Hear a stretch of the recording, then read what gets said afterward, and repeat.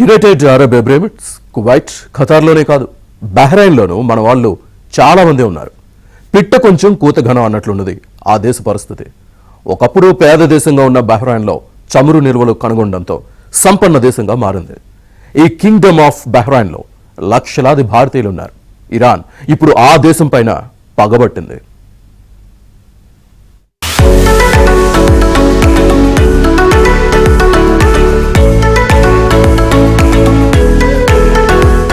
Kingdom of Bahrain Persian Gulf లో ఉన్న ఒక చిన్న ప్రగతిశీల ద్వీప దేశం. దీని రాజధాని మనామా సౌదీ అరేబియాతో ఒక వంతెన ద్వారా అనుసంధానించి ఉంటుంది. చమురు, ఆర్థిక సేవలు, పర్యాటకం ఇక్కడి ప్రధాన ఆర్థిక వనరులు. ఇదొక సాంస్కృతిక వారసత్వం కలిగిన ఆధునిక దేశం. తలసరి ఆదాయం $30,000 పైగా, అంటే సంపన్న దేశం అన్నమాట. మనకన్నా బహ్రెయిన్ తలసరి ఆదాయం 10 రెట్లు ఎక్కువ.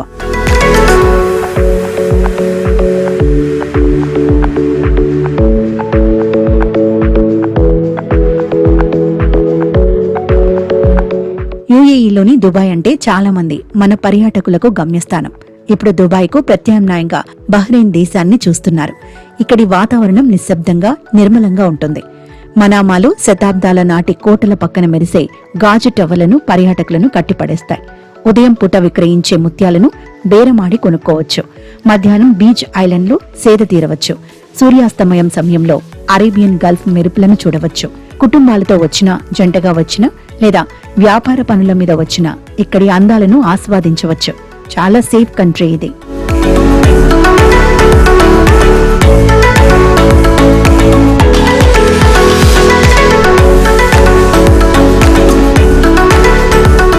బహ్రెయిన్ సందర్శనకు వీసా అవసరం. భారతీయ పాస్పోర్ట్ హోల్డర్లు వీసా లేకుండా బహ్రెయిన్లోకి ప్రవేశించలేరు. వీసా పొందటానికి 2 ప్రధాన మార్గాలున్నాయి. అవి ఒకటి ఈ వీసా, మరొకటి వీసా ఆన్ అరైవల్, అంటే డైరెక్ట్ గా వెళ్లి అక్కడ దిగాక విమానాశ్రయంలో తీసుకోవచ్చు. దీనికి కొంత రుసుము చెల్లిస్తే సరిపోతుంది.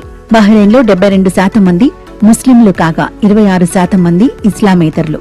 ఈ ద్వీప దేశం విస్తీర్ణం జస్ట్ 786 చదరపు కిలోమీటర్లే. నీరు దొరకదు కానీ అపారమైన చమురు సంపదలు ఈ దేశానికి వరం. 2021 అంచనాల ప్రకారం బహ్రెయిన్ జనాభా 14,63,000.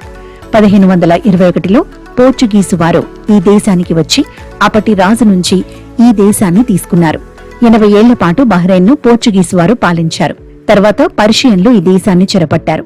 1971లో వారి నుంచి బహ్రెయిన్కు స్వాతంత్ర్యం లభించింది.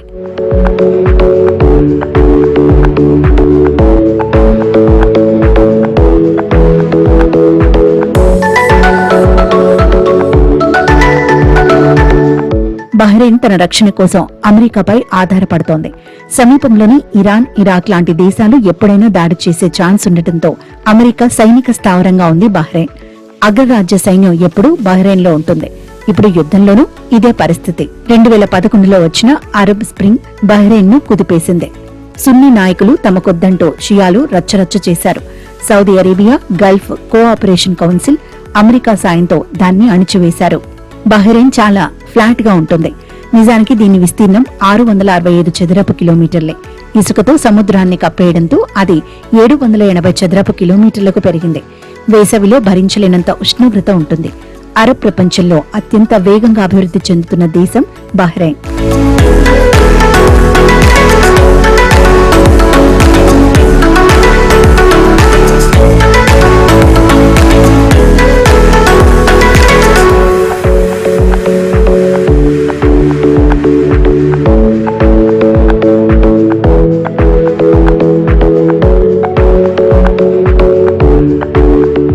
ఒకప్పుడు పర్షియన్ గల్ఫ్ లో చేపలు పట్టుకునేవారు బహ్రెయిన్ వాసులు. అప్పట్లో చాలా పేద దేశం. చమురు నిక్షేపాలు కనుగొనడంతో సుసంపన్నంగా మారింది. ఎప్పటికైనా చమురు నిక్షేపాలు అయిపోయే ఛాన్స్ ఉంది. దీంతో పర్యాటకం షాపింగ్ హబ్ గా మార్చేందుకు ప్రయత్నిస్తున్నారు పాలకులు. 2019లో బహ్రెయిన్ ను 1,10,00,000 మంది పర్యాటకులు సందర్శించారు. అంటే ఈ దేశ జనాభా కన్నా విదేశీ పర్యాటకులు 7-8 రెట్లు ఎక్కువన్నమాట. అంతర్జాతీయ పర్యాటకులను ఆకట్టుకునేందుకు రకరకాల ఉత్సవాలను నిర్వహిస్తోంది బహ్రెయిన్.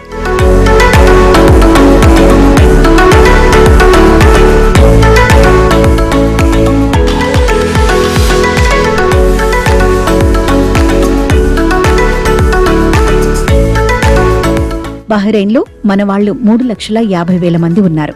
మనవాళ్లు కన్స్ట్రక్షన్, సర్వీసెస్, ఇతర ప్రొఫెషన్స్ చేస్తున్నారు. ఎక్కువ మంది కేరళ వాళ్ళు బహ్రెయిన్లో సెటిల్ అయ్యారు.